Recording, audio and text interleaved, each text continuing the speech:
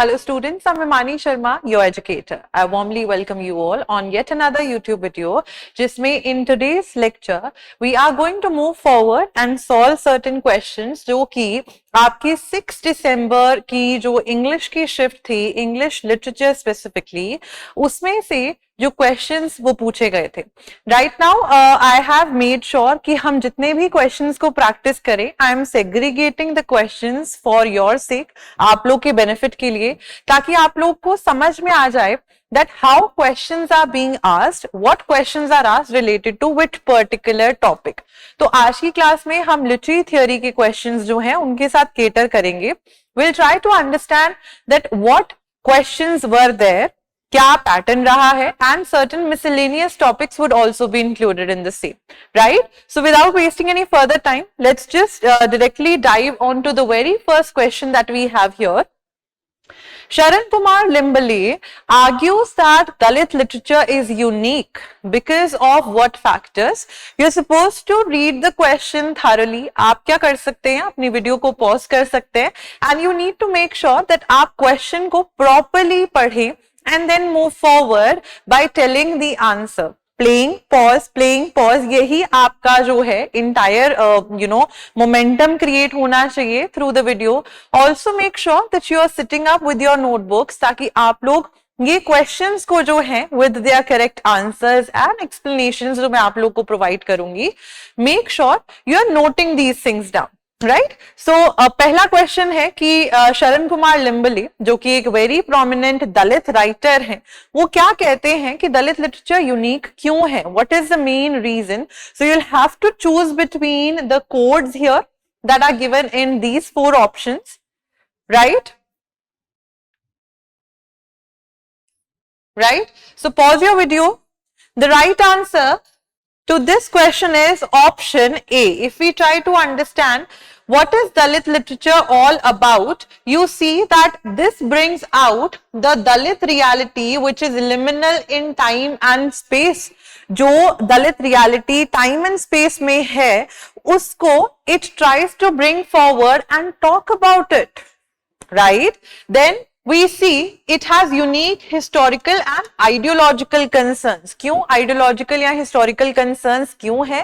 क्योंकि Dalit literature talks about how Dalit people have been mistreated throughout their entire lives from the history. And वो history generate करने के लिए उस particular time period की ideology, it played a very important role.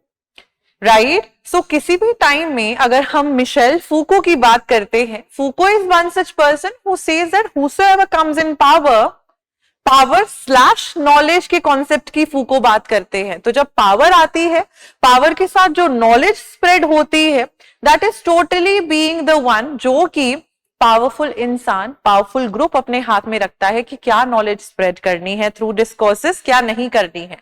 तो दलित literature में हमें ये चीज देखने के लिए मिलती है that whatever ideologies were there, अगर पुराने टाइम्स पे there have been Brahmins, Kshatriyas, Vaishyas and Shudras, there have been these categories जो उस टाइम पे सेग्रीगेट करी गई.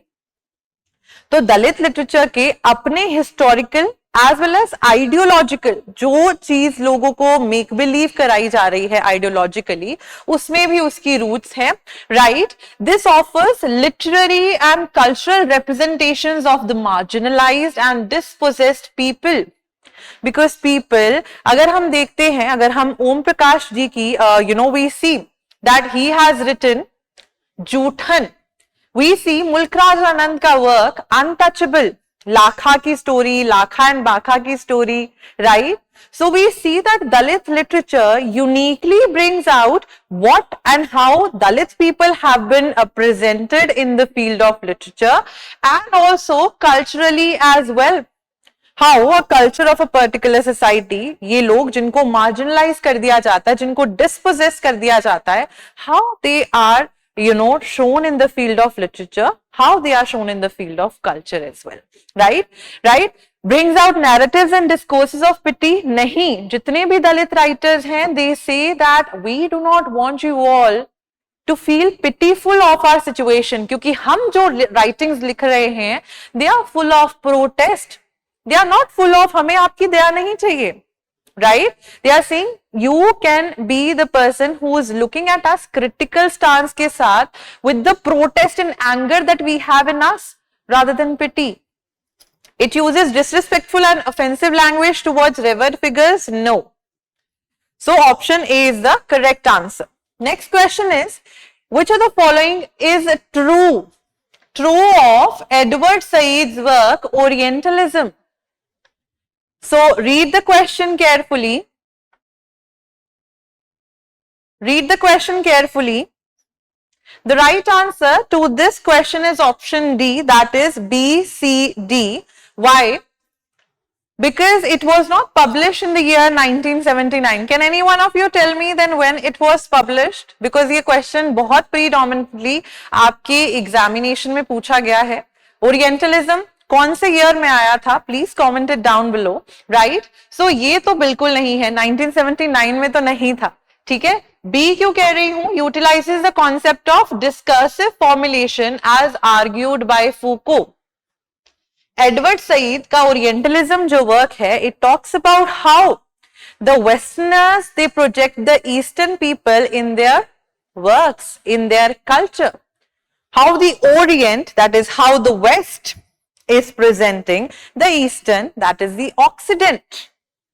सो एडवर्ड सईद अपने इस पर्टिकुलर वर्क में मिशेल फूको का कॉन्सेप्ट डिस्कोर्स का लेते हैं, दैट हाउ डिस्कर्सिव फॉर्मेशंस, कोई आइडियोलॉजी, कोई चीज जो है एक पर्टिकुलर रिटन फॉर्मेट में लिख के दी जा रही है, ओरली बताई जा रही है, how is it being, you know, जो भी इंसान पावर में आ रहा है वो इस चीज को स्प्रेड करता जा रहा है. Secondly, he has taken up the detailed analysis of imaginative geography and representation of the Orient. Orientalism में वो ओरिएंट की रिप्रेजेंटेशन को भी देखते हैं, इमेजिन ज्योग्राफी को भी देखते हैं, right? It is one of the foundational text of post colonial theory. Edward Said himself is a writer, is a theorist, particularly associated with post-colonial theory. बात का concept death of the author बिल्कुल use नहीं होता, क्योंकि death of the author is a concept related to post structuralism, not post colonialism, right? And death of the author में बात का मतलब ये नहीं है कि ऑथर को मार दो. डेथ ऑफ द ऑथर में बात means that it should be the reader who should be making the meaning rather than the author, जिसने एक मीनिंग प्रोजेक्ट कर दिया है. क्योंकि पोस्ट स्ट्रक्चरलिस्ट क्या कहते हैं, that there are multiple meanings out there, there are multiple interpretations that you can feel. अभी recently there was this video that I saw, उसमें सुशांत सिंह राजपूत एक्सप्लेन कर रहे हैं इसी चीज को, that you might see a glass of water on a table. For one person जो कि बहुत थर्स्टी होगा, उसको आधा ग्लास पानी भी चल जाएगा. किसी और इंसान के लिए उसमें सोडा डाल के पीना वो अलग इंटरप्रिटेशन हो सकती है. कोई और इंसान उसको फोटो के लिए खींच सकता है कि आधा ग्लास पानी पड़ा है. तो it's not just about the perspective of being half empty glass है और हाफ भरा हुआ है, positive negative, but there are also other interpretations that are also out there. So you need to make sure. तो death of the author का concept post structuralism के साथ related है, ना कि पोस्ट colonial theory के साथ. Use of broader principles of research underscored by philosophical rationales is termed as. Very simple question related to your research. The answer to this question is option D here, that is your research methodology, जिसमें आप principles research के use करते हो, अलग अलग rationals, अलग अलग principles के साथ. तो it is research methodology, nothing much to explain about it. Then we have the works of Richard Hoggart, a very prominent figure in the field of your cultural studies. So you will have to make sure that you are doing what, you are arranging the texts in a particular chronological sequence, right?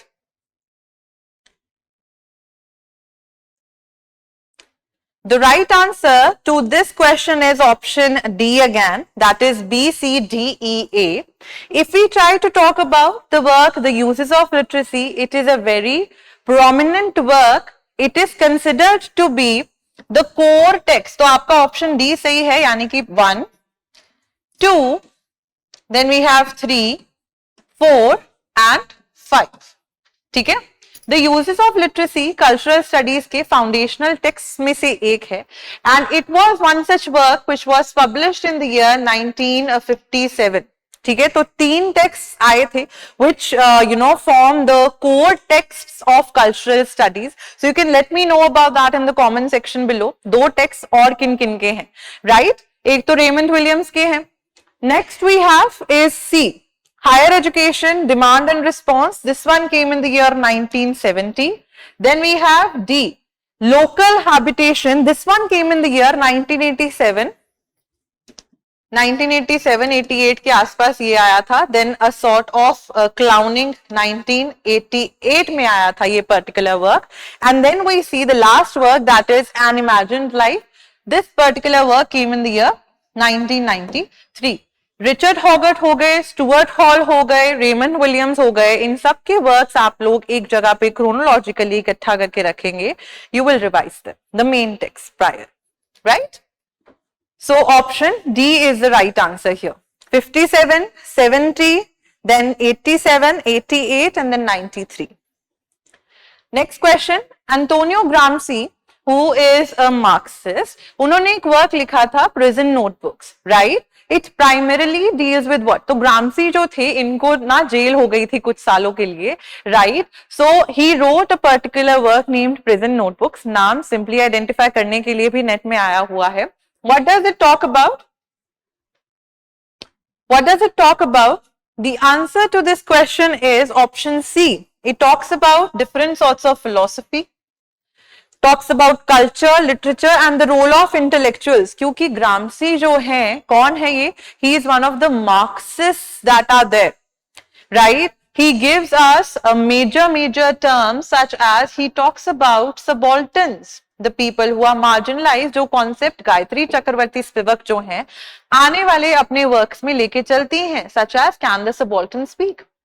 So Gramsci's concept of hegemony, Gramsci's concept of intellectuals, all of these things are related to his work Prison Notebooks.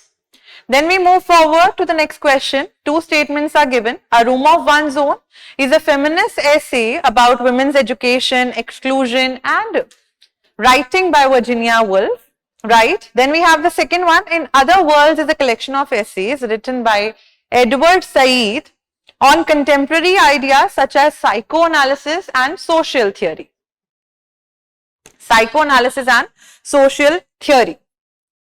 So these are your options. You can choose the option according to your own way, right? So the right answer to this question is option C. That is statement 1 is true but 2 is false. Room of One's Own, yes of course, it talks about how a woman should be provided with a room and space of her own if she is to write any work of fiction, right? Then we have the second statement. In Other Worlds, it is not a collection of essays by Edward Said. No, it's not a collection by Edward Said. Rather, ये essays जो थे 1987 में एक work in other worlds आया था. It is written by Gayatri Chakravorty Spivak. She wrote a work in the year 1987 named in other worlds. Also just in आप लोग को नाम बता दूं, एक और वर्क है जिसका नाम है इन अदर वर्ल्ड्स. ये भी आपके पुराने क्वेश्चंस में आया हुआ था. इन other world's SF and the human imagination. तो ये सीरीज ऑफ एसेज नहीं है, ये चीज आप लोग को ध्यान में रखनी है. In other words science fiction and human imagination, it was a work written by, ये वाला जो वर्क है ये हमारी हैंडमेड्स टेल वाली जो है Margaret Atwood, the Canadian writer. She wrote this work in the year 2011. She talks about how she was introduced to the genre of science fiction and how she became acquainted and familiar with that genre, right? तो ये वाला अलग है, ये text अलग है. Next we have, which of the following is not true about Raymond Williams' views on culture? Raymond Williams, prominent figure with regards to your cultural materialism, cultural studies, etc. ठीक है, cultural studies के लिए एक बहुत ही prominent figure है. So the right answer, क्योंकि not true देखना है हमने, culture is ordinary, culture is a whole way of life. Masses do not participate in the creation of cultural values, or there exists at least 3 layers of culture at a given point of time, जिनको ये dominant, residual and emergent कहते हैं. तो ये statement सही है. Williams का मानना है कि हर एक टाइम पे ये 3 कल्चर्स होंगे. एक ऐसा कल्चर होगा जो उस पॉइंट ऑफ टाइम पे पावरफुल होगा, एक ऐसा कल्चर होगा जो उस पावरफुल कल्चर यानी डोमिनेंट कल्चर को हटाने के लिए इमर्ज कर रहा होगा, जिसको इमर्जेंट कल्चर बोला जाएगा. And then there will be one culture which will be known as residual, जो कि कभी कोई पुराना कल्चर रहा होगा, उसकी रेजिड्यू, उसकी कोई ट्रेडिशंस. हम मॉडर्नाइज हो रहे हैं तो हमारे कुछ ट्रेडिशंस जो हैं हम स्टिल उन आर्केइक ट्रेडिशंस को फॉलो करते हैं. तो that is the residual culture that is still left. Dominant जो उस टाइम पे पावरफुल है, इमर्जेंट जो डोमिनेंट को रिप्लेस करके इमर्ज होना चाहता है. ठीक है. सो ये तो है culture is a whole way of life, क्योंकि कल्चरल स्टडी टॉक्स अबाउट हम कैसे उठते बैठते, खाना खाते, कपड़े पहनते, everywhere culture is there. So culture is ordinary, but masses they do not participate in the creation of cultural values. ये स्टेटमेंट गलत है. ठीक है. masses बिल्कुल पार्टिसिपेट करते हैं. एक जगह की पॉपुलेशन इट बिल्कुल participates in the way the cultural values are going to be formed. तभी तो कल्चरल मटीरियलिज्म यहीं से इमर्ज हुआ कि एक जगह का कल्चर उस पर्टिकुलर मटीरियल कंडीशन से इमर्ज होता है. Right. So option C is the correct answer कि ये नहीं है, masses बिल्कुल पार्टिसिपेट करते हैं. Next we have which are the following statements are valid for post-colonial theory and literature. Read the question entirely, then look at the options that are there provided, such as these, right? Such as these.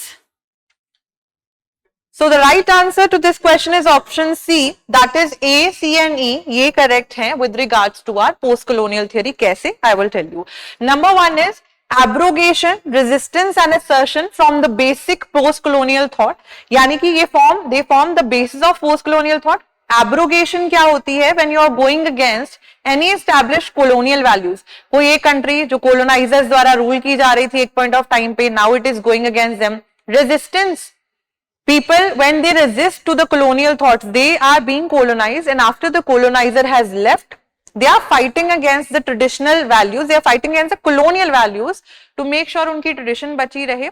And assertion, to confidently assert their own identity, जैसे black people Africa में colonize करे गए थे, लेकिन after some point of time in the post colonial theory we see, जैसे गुगी वा थ्योंगो हैं जिन्होंने ये वर्क लिखा था वीप नॉट चाइल्ड, इन्होंने बोला था कि मैं गिकुयू लैंग्वेज जो है उसमें ही लिखूंगा. Right. So we see this. So A, C and E, these are the correct options. White Sargasso Sea does not talk about the entire African population, no. And post-colonial binaries को defend नहीं करता कि master और slave होना सही बात है, black या white होना, no. It goes against those boundaries that are there. That's why A, C, E is the correct option. Then we have the next question. Which among the following is the correct options in the theorization of nation by Homi K. Bhabha? What do you think is the right answer? The right answer to this particular question is option C that we have here, that is B, C and D.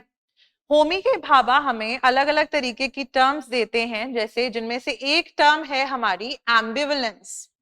एम्बिवलेंस क्या होता है? जब आप किसी एक particular culture के साथ conflicted as well as you are feeling excited about that culture as well. कभी ऐसा होता है कि एक दिन you feel like you have taken admission in a very good school, so you're going there and you're feeling nervous and you're feeling excited at the same point of time. These two conflicting ideas which are there in the mind of a person who's going in a new culture, who's merging with a different culture, is what Bhabha talks about as the term of ambivalence. National representation engages with these two contradictory modes. कि आप colonizer और colonize के बीच में जो relation है उन modes को analyze करती है. And nationalist discourses जो writings लिखी जाती हैं, they are split by a disruptive double narrative movement as well. So these three are the correct options. Nation एक stable और fixed category है, no. Nation and narration में उन्होंने ये बात बोली है कि नहीं है fixed category. And nation arises from similarities among people? No, because different nations have different sorts of people altogether. And when they come also together, भाभाई हमें एक और टर्म देते हैं जिसको वो hybridity बोलते हैं. Right? So this is what we all were supposed to cover in this particular video with regards to your questions, जो कि 6 December 2023 में English literature में literary theory specific थी. Right? I'll see you guys in another video. Thank you so much and have a good day. Bye-bye.